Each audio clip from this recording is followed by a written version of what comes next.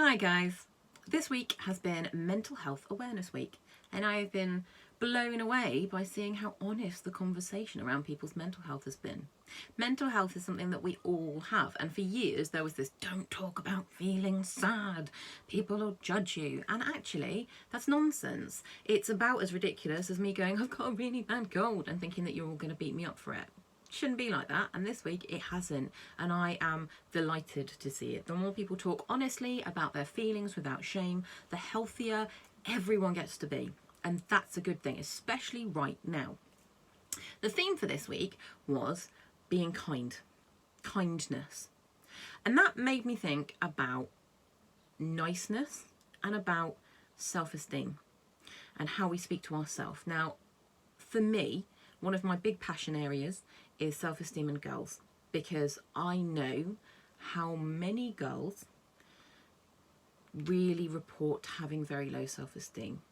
It's pretty epidemic. I'd say by the age of 10, 80% of girls feel like they are wrong and are starting to try to shoehorn themselves into society, and I don't want that. So what can we do? How can we support our girls to have the best self-esteem that they can so they grow up healthy and as happy as they can be? Number one, body confidence.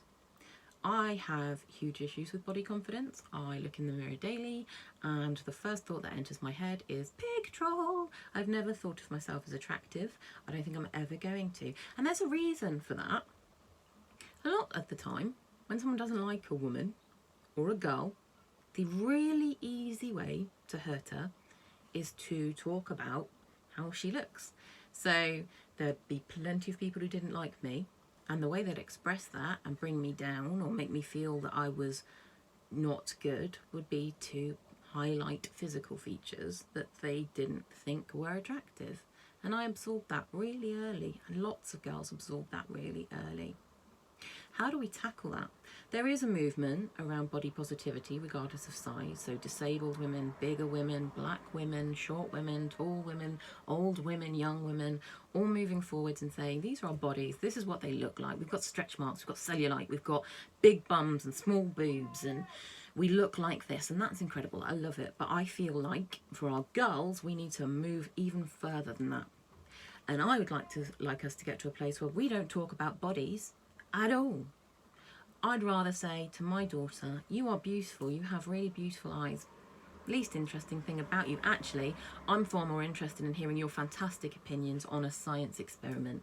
I want to know what you think about what's going on in the world right now. I'd love to see that drawing you did. I think you're the kindest person I've ever met. When we can do that, when a woman sits on the front of a magazine because she's achieved something phenomenal in science, or because she's broken a sports record, not because she's hot, according to the social standards of the time, then we're getting there. Whether she's big or small doesn't matter. We need to focus on who our daughters are. So how do we do that with our daughter? We tell them they're beautiful, like I've said. We talk about what they do specifically that makes them amazing. We don't talk about good or bad foods. We don't talk about good or bad bodies. We let them look how they want to. One of the women I admire the most right now has a daughter who chooses to look slightly differently to the other girls, and her mum is very feminine and has always been very feminine, and she celebrates her daughter. She lets her look however she wants, and that little girl hasn't always had the easiest time, but she's really confident and she's an inspiration to me constantly. I think she's incredible, and I think she's incredible because her mum allows her to be incredible. And it was a lesson to me in how I wanted to be with my own daughter. She is who she is, she's cool as she is, and I'm fine with that. I don't want to talk to her about her weight as anything other than a conversation about health. Moving on. Don't rescue her. You might have a daughter who is scared of public speaking. You might have a daughter who is scared of taking a test. You might have a daughter who doesn't want to be in the school play because she doesn't like the part she's got.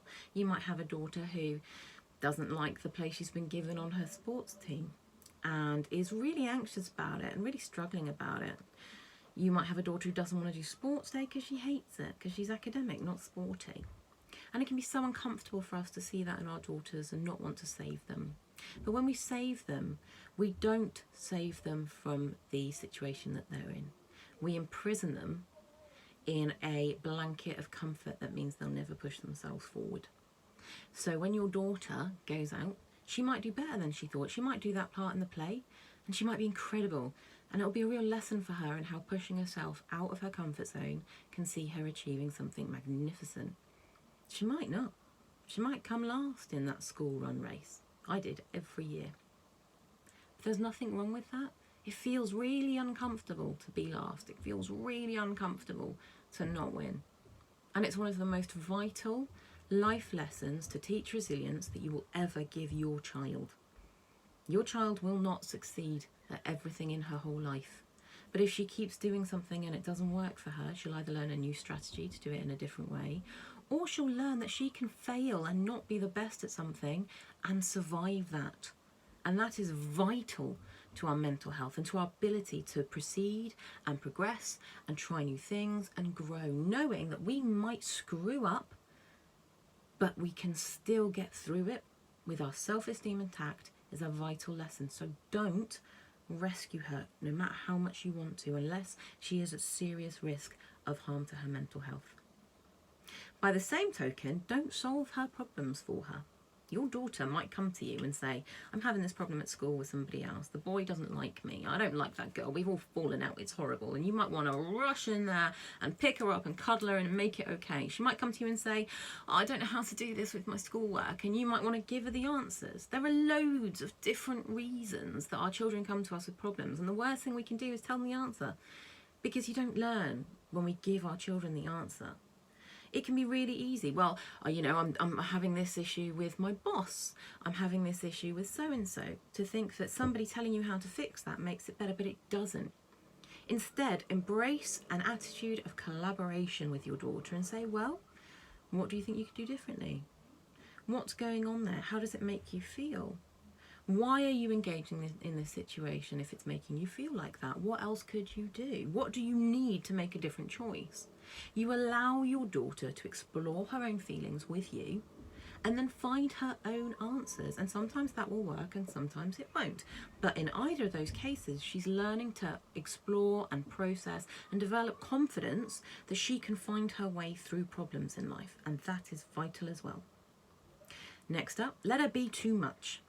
In every society, in every corner of the world, throughout history, when anybody wants to keep a woman down, she's too much, she's too sexual, she's too confident, she talks too much, she's too opinionated, she's too unpleasant. The labels that get put on us when we're too much are there because we are making other people uncomfortable with who we are. That is their problem. Not ours, not your daughter's, not mine. I have been called too much so many times and I absorbed that for such a long time. Tries too hard, talks too much, too opinionated, asks too many questions, too annoying. So what? It's my right to be too much, and I will be too much for as long as I live, and I relish being too much. I don't care if somebody else is uncomfortable with who I am now. But it took me a really long time to get there. Don't squish your daughter. Don't try to change who she is. One of my other friends has a daughter who I know is struggling socially a little bit right now. But that little girl has a whip-sharp mind. She will question every single thing that somebody else is doing. And to her, right and wrong really matters. When she's a grown-up, she'll be the most incredible lawyer. And my friend has never tried to squish it out of her. She's never tried to change her to fit in socially. And I'm so impressed with that because it means that one day all of those beautiful qualities that could be a wonderful career can come to the fore. Whereas right now, other people think she's a bit too much. Tough, that's their problem. It's not hers. Don't try to change your child. We all want our kids to fit in. We all want them to be liked. We all want them to be socially accepted or to look a certain way or to achieve certain things. We do it from the minute they're born.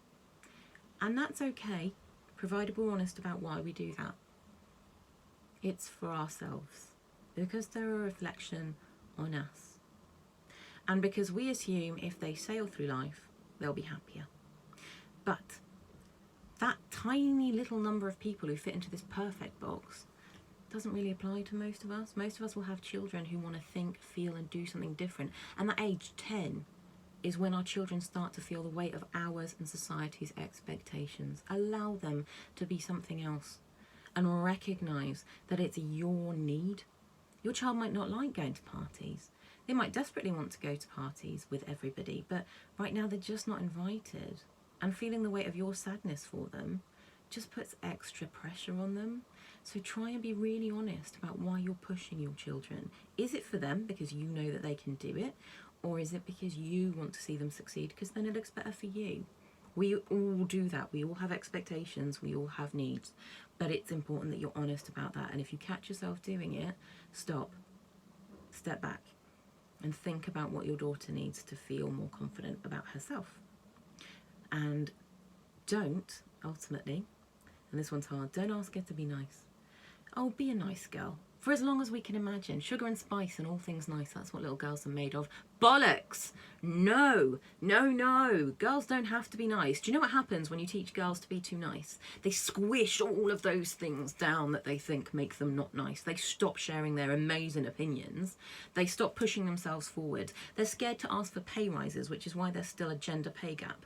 They are scared to confront the boss who hits on them, and instead they will try and just, you know, make a thing of it because everyone will think they're not nice. Every single woman I know, every single one of you watching this right now who's female, has had an experience where a man has made you feel uncomfortable physically and you've tolerated it because you didn't want to be seen as not nice and you didn't want to rock the boat. When we tell our girls that nice is the most important things they are, we teach them that they have to tolerate crap from everybody else so that they don't rock the boat. Nice is bullshit. Nice is tolerating people being unkind to you. Nice is hiding what you really feel under layers of food or alcohol for years because you don't want to upset other people with your not niceness. Nice is doing too much for too many people because you're scared they won't like you if they don't, when what really should happen is someone should like you just for being too much or who you are. Nice is not nice. And that's where kind comes in. Be kind. Teach your daughter that kindness is not the same as niceness. Kindness is recognizing when she needs a break rather than just give, give, give. Kindness is recognizing that little girl in the class who maybe doesn't fit in with everybody else and taking the time to get to know her because she might be really cool even though she doesn't look like the others. Kindness is knowing that sometimes you're going to have to say no. Kindness is being open and willing to embrace change in others. And mostly, kindness is knowing it's okay to have our own needs. Kindness is self-esteem. Kindness is where it all comes from. I'll see you next week, guys. Bye.